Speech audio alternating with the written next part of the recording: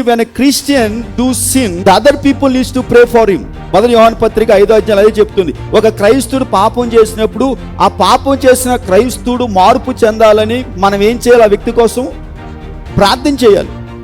ఆ వ్యక్తి తిరిగి ప్రభువులోకి రావాలని ప్రార్థన చేయాలి.